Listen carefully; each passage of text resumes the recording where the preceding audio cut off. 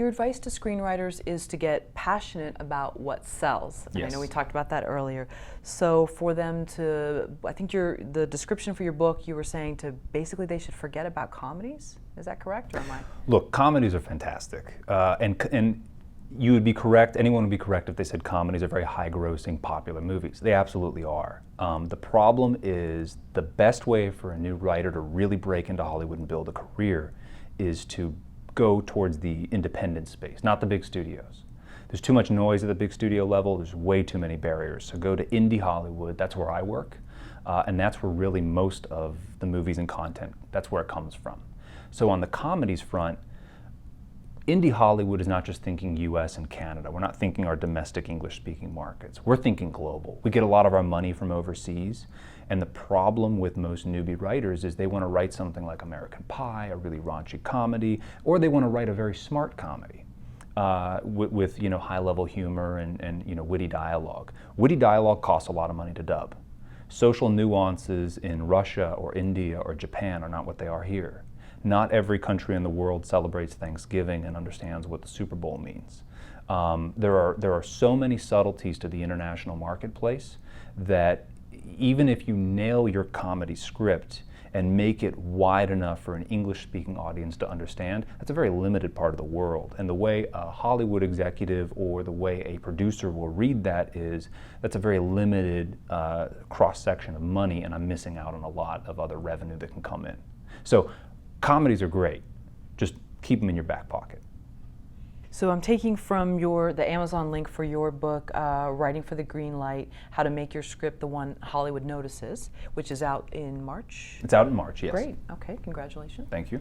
And so you say that instead you would encourage them to write family films with kid heroes, action films for aging male stars, and female-driven thrillers. Yes, those are three of what I call the gold mine genres, yes, yes. And one thing I notice is sort of the socioeconomic levels of all of these films. When you say like a woman in peril, it's never in a bad apartment. It's always in a really nice place. So it seems like a lot of these, there has to be a certain almost standard of living. People don't want to see, I mean, just from what you see sells, nothing personal or someone's certain taste, but it has to be almost this upper middle class family, and even if it's a murder mystery or something, there always has to be that level. Why? That's so fascinating. That's where the biggest cross-section of the purchasing marketplace is, in this country and throughout the world. That's where advertisers are seeking to get their advertisements in front of that audience. Sure, that makes sense. Yeah, if that's who's buying things, right? Exactly.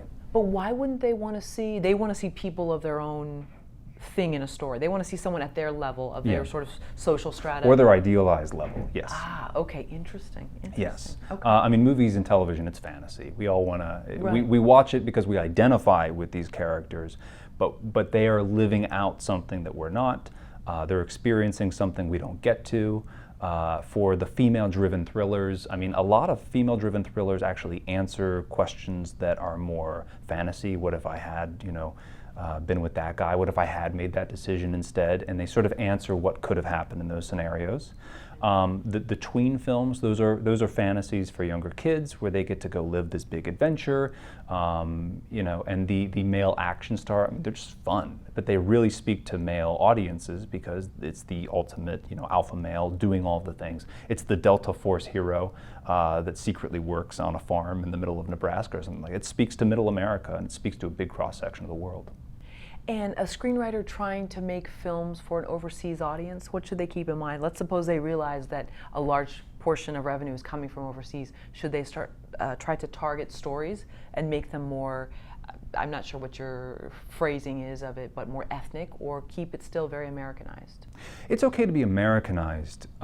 It's okay to be very true to, whatever country you live in and are writing screenplays for. If you're living in England and want to write screenplays for the American market or anything. But I think the biggest trick for a newbie writer is not to assume they understand how the international marketplace works, because that changes all the time. So the best way to get ahead of it is basically just stay neutral, keep themes very universal, and then whenever it comes to a very specific targeted element like Thanksgiving, American football, some colloquialism, Always see if there's a way to replace it. Maybe switch out American football with soccer.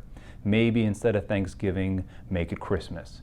That way it's a little bit more balanced and the world can identify with it. But at the same time, I mean, you know, I think most screenwriters are also just avid film fans, and I love a foreign film as much as the next person. So if I'm watching a movie, as long as it's true to that country and I understand the themes behind it, I accept it. And American content does travel the world the best.